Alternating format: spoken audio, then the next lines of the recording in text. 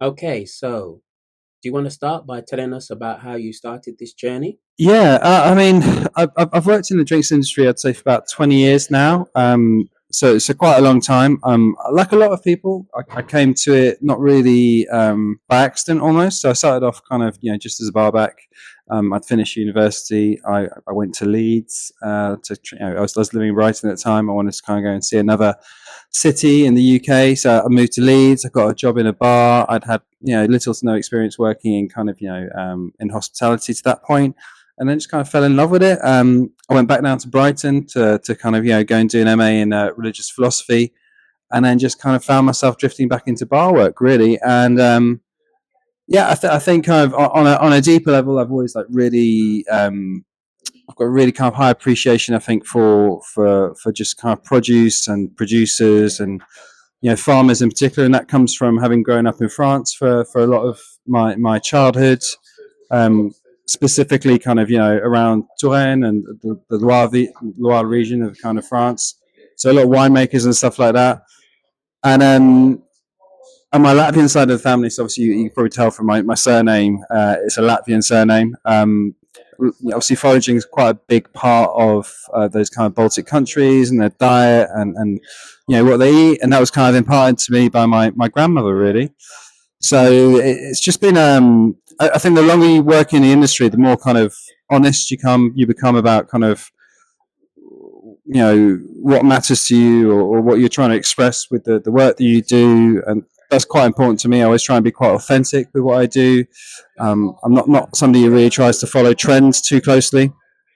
Yeah, I think that's probably a, an attempt, at least, to try and tie everything together in a nice little bow. So, do you want to tell us a little bit about Idle Drinks? So, I mean, the drinks. I mean, I'm holding this soda here. This was the first soda that we started working on as little drinks, probably all the way back in 2000, and I'd say 17, 18. I was still working at Sager and Wild at that point, and became very interested in kind of rediscovering those wild ingredients, those foraged ingredients that kind of I learned a little bit through my Latvian heritage. So I was trying to kind of reconnect with that. I started to do a lot of local foraging in Bethnal Green. I mean, there's some really, really amazing wild landscapes. You wouldn't expect to be there. So Tower Hamlets Cemetery would be one of those spaces, but not far from that, you kind of got the Walthamstow Marshes. So you're really, in Victoria Park and the canal. So you're kind of surrounded by nature to a much higher degree, I think, than a lot of people realise. So I was really trying to kind of almost in that kind of idealistic frame of mind, trying to recreate kind of something that had a sense of terroir, but reflected kind of Bethnal Green. So we were trying to incorporate a fair amount of wild ingredients when we were working on the cocktail menu there, and the pine forest soda kind of came out of that. The pandemic then hit, obviously, and I thought, now's the time to really refocus on this and do this seriously. Otherwise, we're just never going to do it. So out of that, we decided to commercialize the product, which was a really, really steep learning curve. Obviously, kind of working with wild ingredients is really difficult because you've got to have a supply chain that is traceable effectively, and it's not just a question of going out and picking the products yourself. There's some quite strict regulations and laws around wild ingredients in the UK, and specifically around the fact that you can't commercialize anything that's harvested from the commons effectively.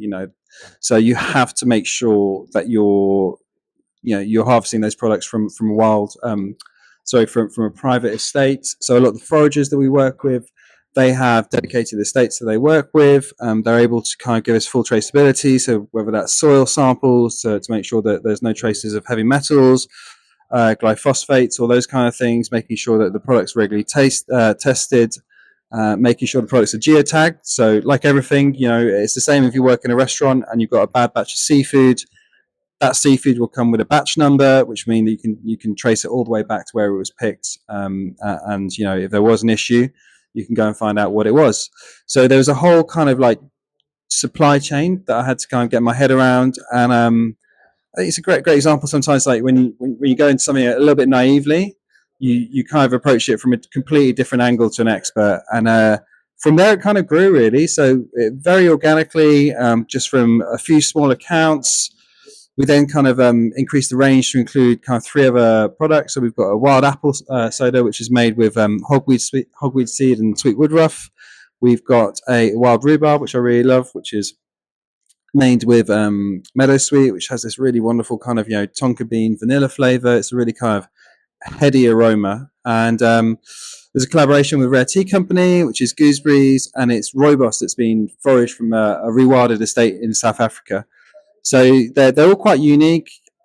They're quite hard to describe, and I think that was another thing that they're really kind of a reaction against a lot of very a lot of homogenous ingredients and products you find in the drinks industry. So I wanted something that really was a lot harder to categorize. That there was really its own thing. Yeah. So the majority of ingredients in Idle are British sourced. Yeah. You want to tell us a little bit about that? Yeah, I would say so. A big thing for me really is one of the things I'm really interested in. I think it's really pertinent at the moment. It is our supply chains and how we interact with those supply chains. Where products come from. It's such a kind of globally enmeshed economy, really, isn't it? If you think about kind of for instance, the aluminium for these cans probably comes from Australia. That's probably one of Australia's biggest kind of export markets. I think British ingredients, but for me, really, it was kind of about that kind of direct supply chain. I think we're at a point now where we really got to make sure that as consumers, we're trying to make the money flow back to the right people. It's very easy when money flows through like large corporations, through kind of various kind of different enterprises, for that margin to get eroded. So especially with kind of UK farmers at the moment. We're in a really precarious position. They've lost a lot of the funding from the EU. We're looking at kind of ELMs. People are still trying to get a head around, what that means for them, what subsidies they can kind of, have access to. So it's a particularly tricky inflection point, I think, for the agricultural industry in the UK. There's a lot of goodwill there, and I think that people are really trying to kind of, there's an understanding that kind of agricultural practices are going to have to change. But for me, it just started off by trying to get as much revenue going to these smaller scale farms. And the same with kind of foraging, really. Part of it really is with the wild ingredients is to show you how valuable those wild landscapes are, and how we've all got to kind of understand how we're custodians of these wild landscapes. And I think it's almost kind of teaching people what a wild landscape actually looks like. We've got this very kind of bucolic idea of what a wild landscape is. These kind of people think it looks like the Shire from The Hobbit, right? I think most people think that's what it looks like, but wild landscapes like kind of quite unkept, quite messy, and then there's so many different types. So it's also kind of learning to identify different biomes. Whether it's kind of meadowland or it's marshes, or it's kind of more kind of or it's mountains, or it's by the sea. So it's really kind of just trying to educate people about kind of the bounty that exists, and also the range of flavors that exist in wild ingredients. When you step away from kind of like those homogenized ingredients that you find in supermarkets, there's just such a more diverse, interesting range of flavors you find in wild ingredients. So it's finding that balance of working with really, really good foragers who understand their husbandry of the land, that understand that they have to harvest these wild botanicals in a sustainable way to make sure and that's as much for their interests as anything else, to ensure that they've got a crop for next year, and also try and work with ingredients that kind of are less known. So obviously I think there's that craze for harvesting wild garlic at the moment, which is great, and I really do encourage people to go out and do that for themselves. I think it's a really wonderful activity, but I also think the dark side of that is potentially commercial foragers who aren't as scrupulous as the people we work with, just go out and just kind of completely eradicate whole swathes of woodlands for that, and sell it at an inflated price. So it's like any industry, it's problematic, and I think that's the main thing about IDLE, is that we're not perfect, but we are trying to find solutions effectively to what this might look like if we re-envisage it to be a bit more gentle in its approach to the environment effectively, I think. Yeah. So how do you go about coming up with these flavors for your sodas? Yeah, it's a really good question. I think that I'll start with a cliche. You know that thing when you go to Japan and you have an omakase experience and they finish just with like really good fruit, and it's that kind of the point the chef is trying to make is that really uh, that level of perfection is only really achievable through nature. Um, so I kind of have the same ethos, and I think the older you get, the more you realize really, um, some things are just kind of you shouldn't mess around with them too much, and it's about finding, and as a young bartender, I remember it was like really, really important to me that I demonstrate all the techniques that I knew. So, I've done this and I've done that, and I've used this obscure ingredient, and yeah, I think that was really interesting. Um, but at the same time, I'm not sure how much of that carried over to the guest. So the older I got, I think it just became more about kind of going back to that emotions thing. It's really, I mean, you can really tell when a guest has a drink whether they're enjoying it or not. It's very hard to fake pleasure or displeasure when you take a first sip of a drink. It's really etched across people's faces. Um, I remember very vividly at Sega and Wild, because where the bar was located, you had a complete kind of vision of the entire kind of like dining room, and you'd be able to see kind of people try products and try drinks, and whether they enjoyed it or not was clearly visible. And it was, it's just so important, I think, that you enjoy what you purchase and what you buy, and I think that certainly now, um, with where we are in terms of the economy and how these products really are becoming a luxury.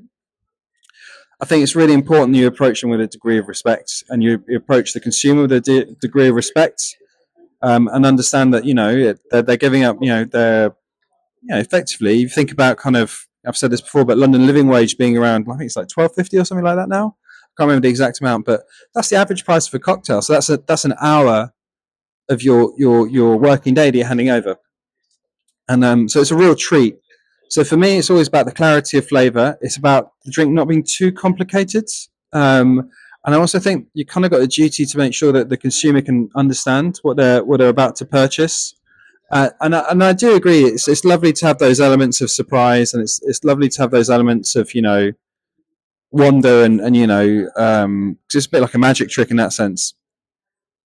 But I also think it's really important that you can do really good just classic drinks as well. I think that they're really, really important.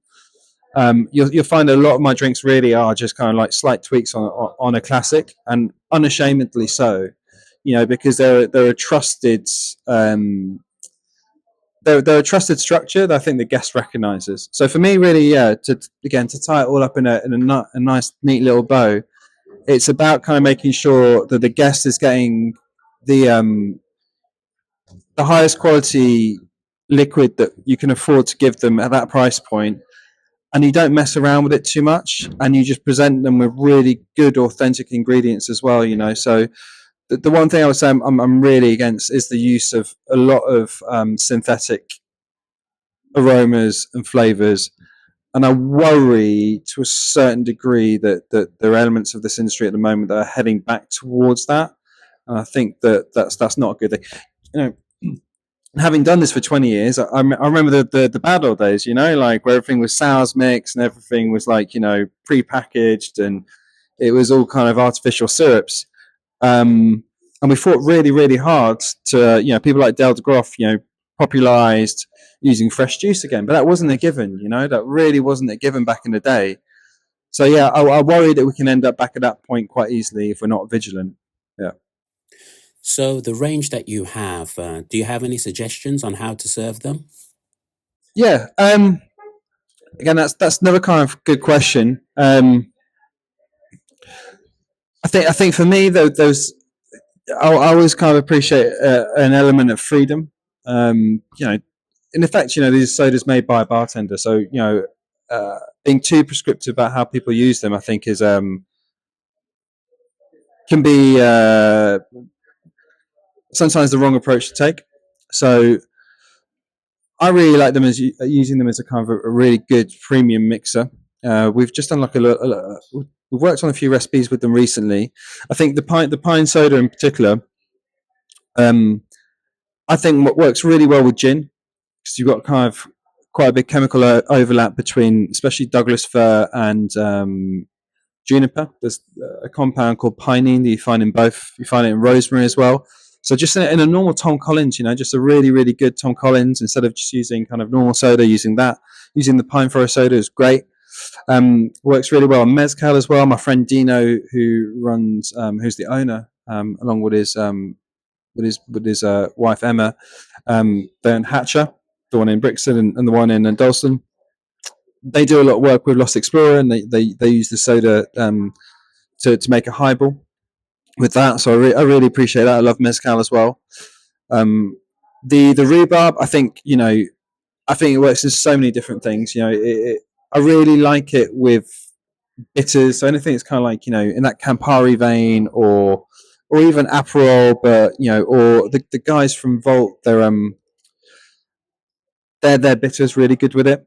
And again, just like do something really simple with it, like a bit of lemon juice, some Campari, quick shake, top it with a rhubarb soda. I just think it makes a really, really delicious, like spritz style product. The wild apple, you've got all those lovely vanilla kind of notes from the sweet woodruff, but also the hogweed seeds, this really weird mix of kind of cumin and caraway and almost like melon as well, and orange zest. It's quite a particular flavor that I really like using dark spirits. So cognac or bourbon, rum in particular works really well. We do a really good kind of version of a dark and stormy, so just fresh ginger juice. We use Two Drifters rum, made down in Devon. Just shake that up and then top it with the wild apple soda. It's delicious like that. So really, kind of they're designed to kind of facilitate really simple serves. We're looking at kind of bartenders that maybe kind of might not have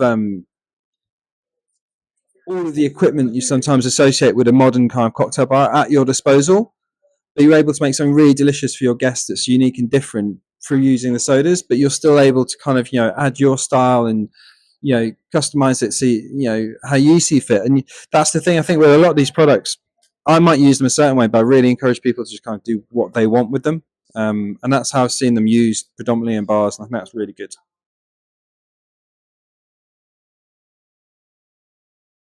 Yeah, yeah, yeah, yeah, yeah. So it's kind of been quite. It's been a journey, really. It's been again, it's kind of, there's not a lot of people have done what I've done in terms of scaling a product or taking a soda, because currently everything is made in house. So we've got a semi-automatic canning machine. We're hopefully about to actually purchase the canning line, which will increase our production capacity quite significantly.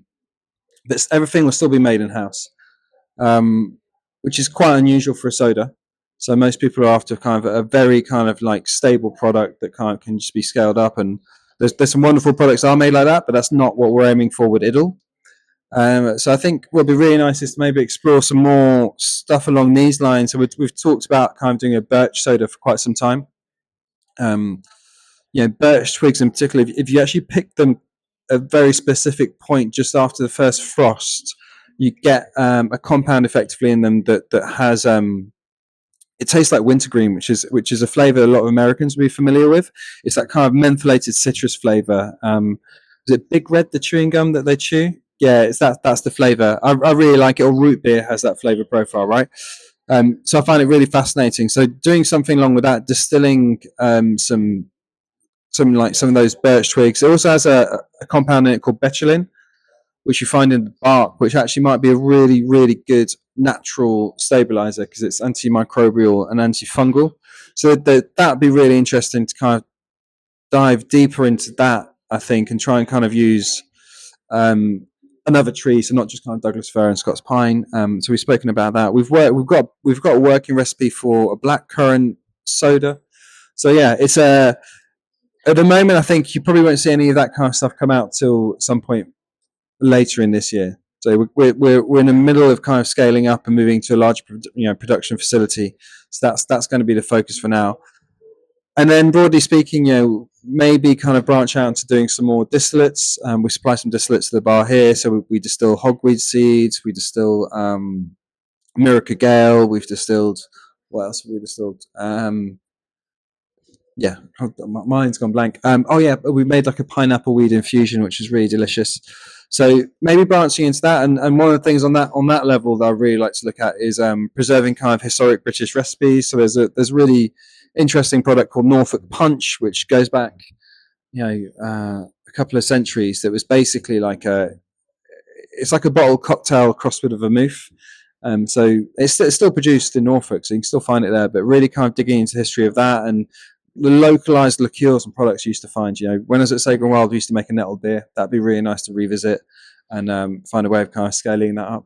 Although you can't call it nettled beer anymore because actually maybe we can now. Now we've left the EU. I don't know. Might be one of the few upsides. Yeah. So the name Idle, where did that come from? Yeah. So I mean, I kind of wanted a classical term. And Idle really is kind of it's got two meanings. One is that the notion of idyllic, so it is that kind of notion of the countryside, and it is that classical representation of the perfect countryside as well. And that kind of appealed to me because I was like, well, what does that really mean to us now? I don't know if you've ever been, when you're on a long train journey in the UK at the moment, and I used to love going on trains when I was a kid, and I used to just stare out the window, just watching the kind of scenery change, and it's just got, you're seeing it change. It's less wild. It's you see all these kind of like empty fields. Our landscape is in need of kind of restoring, I think. So Idle's really about what do we want that Idle to be? Do we have to reframe it? Do we have to rethink about it? Is rewilding part of that? Rewilding something that's kind of quite important, I think, to the brand, but also kind of I think to the UK at the moment as well. And it's finding out how that works tangibly within an agricultural system that still has an urgent need to kind of feed people. So it's finding that balance. So what is our Idle now? How do we construct it? And I think that's possibly one of the biggest questions that we face at the moment is One of the things about what you do is that you really like to champion other British producers. I think so during the second lockdown, I really became aware of like what Barney was doing with Capriolis. He's based down in Cirencester. I hope I said that right. Down in the Cotswolds. So when my grandmother used to live in Herefordshire, so I spent a lot of time not too far away from there. So it's part of the countryside I really really enjoy. So during that lockdown, I think you're allowed to travel and you're allowed to kind of be in groups of like 2 to 3 people. So with my wife, I just got in touch with him. I was like, "Can I come and see what you're doing?" And he was really, really accommodating, and he's just a really, really nice man. Anyway, so we went down and we spent a day with him, and it's a really wonderful product. I think I can give you some technical stuff around some of the produce, some of the products. So, if you look at kind of his raspberry ODV, which I think is probably the best ODV in the world right now. It's 25 kg of fruit go into like 1 liter of ODV, so it's a huge amount of concentration. And it's like any spirits distillation, really. It is about concentration. So any defaults or any kind of any fault in the fruit is going to be magnified once you distill it. So he goes to great length effectively to make sure that the quality of the fruit is the best it can be. I remember him saying to me that a lot of the farmers just thought it was crazy because he was asking for the fruit to be picked at its absolute peak of ripeness. And if you look at how fruit kind of makes its way into the supermarket, it's usually picked well in advance. It ripens, either in storage or it ripens once it's on the shelf. And the sugar concentration is completely different. And I think to a certain degree that's meant that we've lost touch with what fruit really tastes like. But he's obsessive about that. He's a big like natural wine lover, but really good natural wine. So he's adopted a lot of the techniques you'd find in wine production. So literally going through kilos of fruit, hand selecting each berry to make sure that it's not bruised or there's no kind of fault there, and then natural fermentation, which I think is really important. because I think kind of you look at natural ferments. Number one, they usually take place at much lower temperature over a much longer period of time, and those two factors tend to equate with much more kind of complex flavor profiles in the ferment, which then kind of results in a much more complex, distillation or distillate effectively. So, and they're just wonderful. I think one of the things my friend Thierry is obviously French. He the French always say they always think, "Oh, it gives you really good emotions," and and for uptight British people, that's such a weird thing to say, right? But I really like it, and there is a sense of emotion when you kind of drink Barney's spirits. They're really evocative. They really are a concentration of the fruit. They smell and taste like the most beautiful archetypal example of that fruit. So that really fascinated me. And they're great in cocktails because they are expensive and quite rightly so. But you only really need 5 mils really for the product to punch through, and it is really shocking how much they punch through in the final product. So yeah, Barney Capriolis, I think, obviously is now starting to achieve kind of cult status, and I think quite rightly so. And he's also somebody, and we had a conversation about it. I was asking him about. I just started working on the sodas, and I asked him what he would do if he was ever to sell the distillery, and his answer was I just end up doing the same thing. I kind of feel the same way with what I do. Like if I was handed a load of money to do it all, I'd probably just end up doing exactly the same thing all over again. So there's a real kind of love and passion, and I really think that should be the cornerstone when you're talking to spirits producers. There has to be that love and that passion for what they make, and a wider argument as to whether that's been lost with like bigger brands or not. But what I do know is that all those producers we work with behind the bar here, number one is I can probably pick up the phone and talk to them directly, and I know for a fact that all of them really care about the products that they make. Yeah. I'd like to know a little bit more about the project that you have going on here at the RSA. Would you like to talk a little bit about that? So yeah, that's a really good question. The RSA House got a really, really interesting history, going back to effectively 1700s when the founder, kind of William Shipley, set up the organisation to work specifically with small producers and artists and manufacturers. There was it's a philanthropic, philanthropic kind of endeavour, effectively to try and kind of basically ameliorate the working conditions of everyday people, and the living conditions of everyday people. They're famous obviously for all the blue plaques across London. If you see a blue plaque kind of saying who lived there and what happened, that's an RSA sponsored initiative, effectively.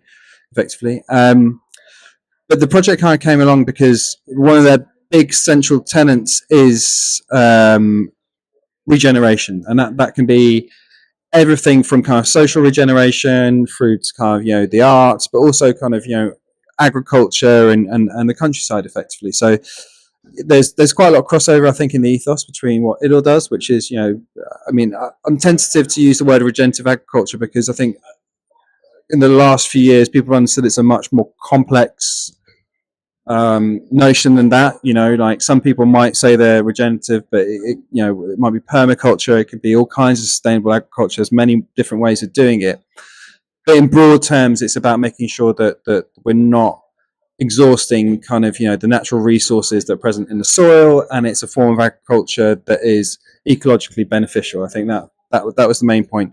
So the RSA kind of company of cooks who effectively run the Royal Opera House, Kew Gardens, lots of kind of institutions like that across London approached me about kind of running the bar here, and so we kind of started discussing what that would look like, and a big thing for me was really working directly with many small producers, spirit-based producers in the UK as possible, right? Really trying to champion what I think is an amazing breadth of talent, really, and we're really bad at kind of shouting about what we're good at in the UK. We're quite timid in that respect, and it's something that I picked up when I was living in France as a kid. Is that you're really, really proud of whether it's a certain cheese or it's a wine or it's something that comes from their locale. Effectively, that they're really, really proud of it, and I think that's something we need to kind of embrace a bit more in the UK because there's a really, really rich culture of incredible produce here, and there's this really impressive movement of spirits producers. People like Pleasant Land or Capriolis who really kind of leading the way, I think, in showcasing to the rest of the world that we make really good product here. Not just kind of beer and whiskey. Or gin. There's a lot more to us than just that. The bar is unique with its music and drinks choices. Would you like to talk about the process behind that? Yeah. Oh, yeah. That's a really nice question. In terms of the bar, I think kind of certain element of chaos in bars. I think are really good bars. And again, the older you get, I think the less invested you become in controlling the chaos. Because that's the fun, I think, isn't it? Really. So there was always this element of number one, it's quite difficult going into to an institution, to a building that's been here for a long, long time, and kind of finding how do you fit in with all of that, and as you can see, it's a working building. There's constantly events going on, there's always seminars going on. They've got it's a busy, active part of London, just off the Strand as well. So yeah, it was a really hard question. We spent a lot of time kind of debating the name. It was actually Andy, the CEO, who came up with a name, and I kind of liked it. I was a little bit resistant to start with, but then I kind of liked it because it's another classical term, so it fit in quite nicely with Idle. But I think one of the things that whenever I've worked on consultancy projects or whenever I've kind of worked on openings, music's been really, really, really, really important. It's a really good way of, I think, visualizing, or if visualizing being the wrong word, but it's better than saying hearing. But it's a really good way of kind of getting a feel for the venue before it's opened. So a big thing for me was really a focus on something authentic and that kind of represented, who I am and like music that I like. So my wife's from New Orleans, and music is it's just part of the DNA of the city. It's everywhere. It's just coming out of buildings, left, right, and center. It's out on the streets. It's music. It's kind of like suffused with, a lot of it's kind of from second line, so it's funeral music, but it's also a celebration of life. So it's got this really kind of crazy, big, bittersweet, but in your face energy. And it's also music that's meant to be listened to in bars specifically. So that was a starting point. So there's a lot of kind of New Orleans music in there. And I didn't want it to be that kind of really cliche thing as well, like we're doing British ingredients, small producers, the music's British. I think it's a bit too on the nose. So it kind of evolved quite naturally from that starting point of New Orleans music. And then there's a lot of New Orleans artists like there's people like Etta James and Mavis Staples, all those people, and so then kind of I started listening to a lot of the 70s stuff that I really enjoy, and I just think that era of music's amazing, and really pertinent to right now. I've actually listened to what a lot of those people are singing, but where it's kind of Sly and the Family Stone or Minnie Riperton or any of the really great artists that are on the playlist. Number one, you don't have, it's not trying to be too cool in the sense that there are definitely tracks that you'll have recognized before and but they've stood the test of time. They're really good tracks, but they're singing about stuff that we're all going through right now. It's expensive, that's putting pressure on people in terms of kind of family dynamics. We're really having to kind of fight to have a little bit of kind of a little bit of joy here and there. And I think that kind of that's what I understood during the 70s. It's like it's really important, despite everything, to still celebrate life and have a good time. And it doesn't mean those things go away, but I think there was just something that really deeply spoke to me when I was re-listening to a lot of that 70s funk and soul that I just thought was absolutely really just so important. And then there's a lot of the French stuff that kind of crept in there. There's like Yves Simon and that kind of stuff that I kind of heard when I was a kid, and it just kind of was stuck in the back of my brain somewhere. And then really loved it. And there's this whole kind of alternative musical history that you're not really exposed to when you grow up just growing up in the UK. Um, whether that's in France, or there's a lot of Habibi funk on there as well, or So I just wanted you to have that kind of sense of like, okay, I recognize the genre of music, but it's I have never heard this track, and then also have that nice familiarity between I do know this track and this is a great funk and soul track, and but more than anything, just really good, really good music to listen to in a bar. I think it was, yeah, I think music's really important. It just sets the tone. So music and lighting just are always, I think, chronically overlooked by a lot of people. But getting music and lighting right in the bar, I think, is they're two of the most important things. The service, obviously, we've got really wonderful staff here, and that's not an issue. But I think, yeah, in terms of kind of the physical thing, yeah, the music and lighting were really important. And when people do come down to your bar, is there a cocktail that you'd recommend? Trying to think.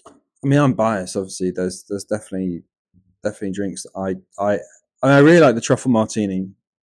I partially really like truffle martini because Alan, who's my neighbour, owns he's next to our production space. He's a truffle importer, and what we actually do is it's actually that we buy